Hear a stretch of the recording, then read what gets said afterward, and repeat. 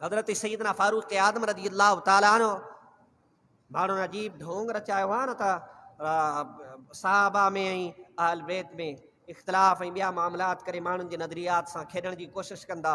ही हज़रत सैयदना फारूक आज़म अहल बैत जो शान बयानु करे रहिया आहिनि।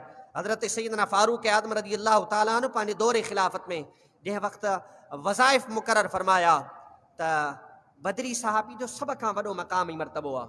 बदरी सहाबी जे लाइ 5,000 रुपया मुक़ररु फरमाया ऐं रसूलुल्लाह सल्लल्लाहु तआला अलैहि वसल्लम जी अज़वाज जे लाइ रज़ी अल्लाह तआला अन्हुन 12,000 मुक़ररु फरमाया।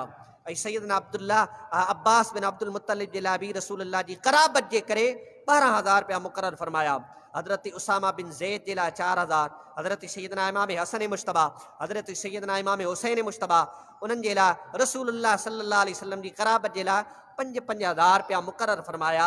जॾहिं पंहिंजे पुट हज़रत सैयदना अब्दुल्ला बिन उमर जे लाइ 3,000 रुपया मुक़ररु फरमाया त हज़रत अब्दुल्ला बिन उमर रज़ी अल्लाह तआला अन्हु फारूक आदम रज़ी अल्लाह तआला अन्हु जी बारगाह में अर्ज़ु कयो, ए वालिद गिरामी, हज़रत उसामा जे लाइ 4,000, मुंहिंजे लाइ 3,000, इन जी वजह कहिड़ी आहे?